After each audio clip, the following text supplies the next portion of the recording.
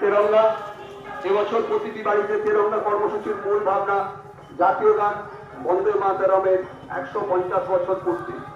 প্রতিটি বাড়িতে তেরঙ্গা কর্মসূচির মূল ভাবনা জাতীয় গান বন্দে মাতরমের 150 বছর পূর্তি।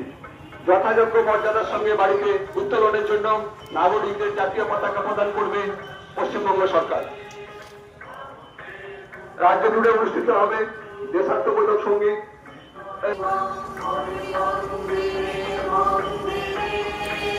পদযাত্রা কিছুক্ষণ আগেই শুরু হয়েছে। এই পদযাত্রায় যারা অংশগ্রহণ করেছেন প্রত্যেককে আমাদের পক্ষ থেকে আন্তরিক অভিনন্দন ও ধন্যবাদ জানাই। এই পদযাত্রা আরামবাগ শহর অতিক্রম করে পরিক্রমা করে এই পদযাত্রা আরামবাগ শহর পরিক্রমা করে আমরা আবার আরামবাগ নায়ক প্রশাসকের কার্যালয়ে আমরা শেষ করব। তেরঙ্গা এবছর প্রতিটি বাড়িতে তেরঙ্গা কর্মসূচির মূল ভাবনা জাতীয় গান বন্দে মাতরমের 150 বছর পূর্তি। যথাযোগ্য মর্যাদার সঙ্গে বাড়িতে উত্তোলনের জন্য নাগরিকদের জাতীয় পতাকা প্রদান করবে রাজ্য সরকার। রাজ্য জুড়ে অনুষ্ঠিত হবে দেশাত্মবোধক সঙ্গীতের অনুষ্ঠান এবং পদযাত্রা। পদযাত্রায় উপস্থিত আছেন মাননীয় বিধায়ক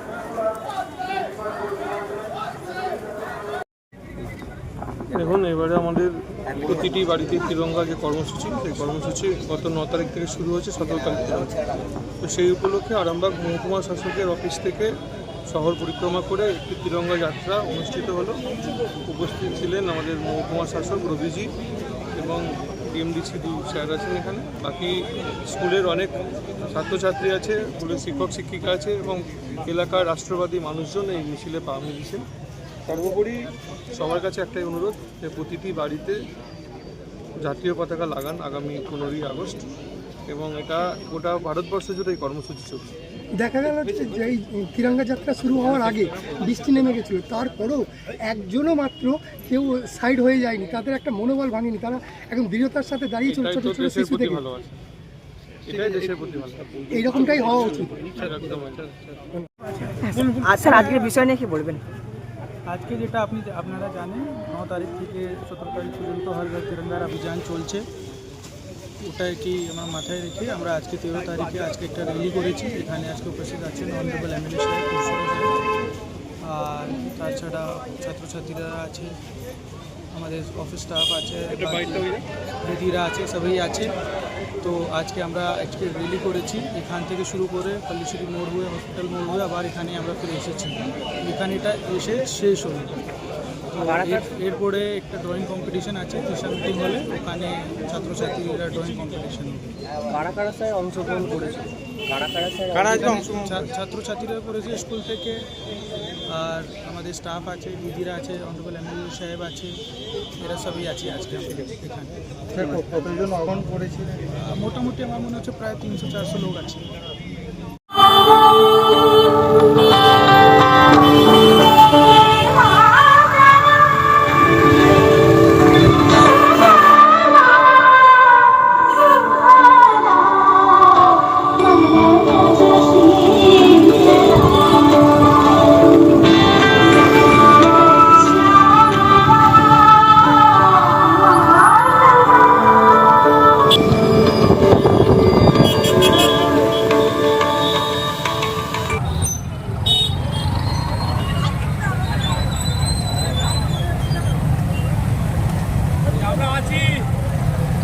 আজকে এত মানুষের ভিড়, বাইক র্যালি, কি বলবেন?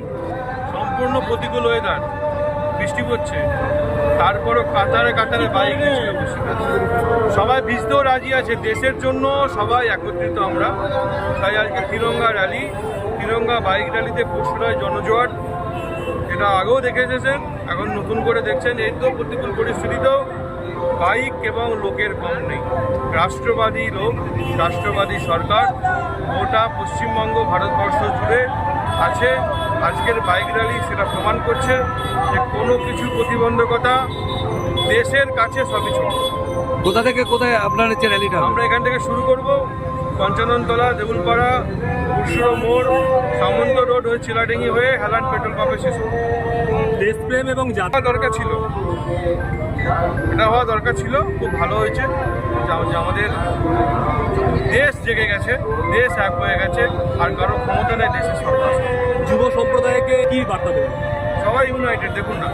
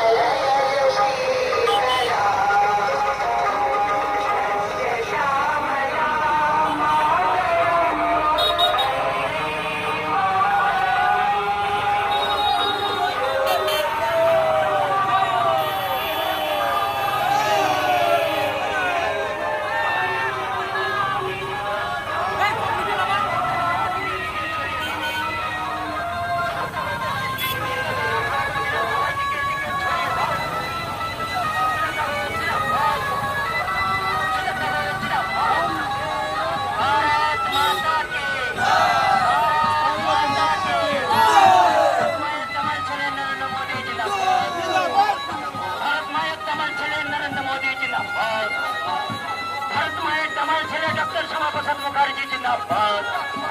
डॉक्टर श्यामा प्रसाद मुखर्जी चिंताधारा दिखे दिखे छोड़िए दाओ। डॉक्टर श्यामा प्रसाद मुखर्जी चिंताधारा दिखे दिखे छोड़िए दाओ।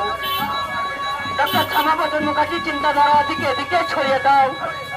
भारत माता के, भारत माता के, भारत माता के, वंदे मातरम, वंदे मातरम।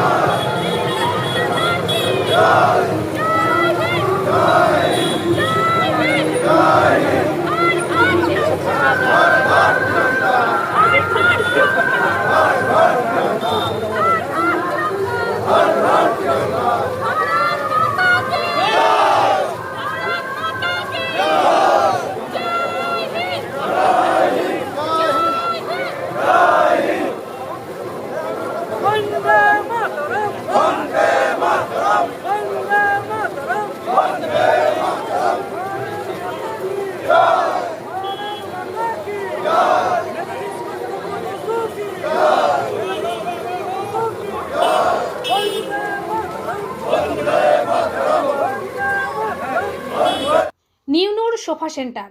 এখানে সমস্ত রকম সোফা পাইকারি ও রিটেলে বিক্রয় করা হয়। সমস্ত সোফা নিজস্ব কারখানায় তৈরি করা হয়।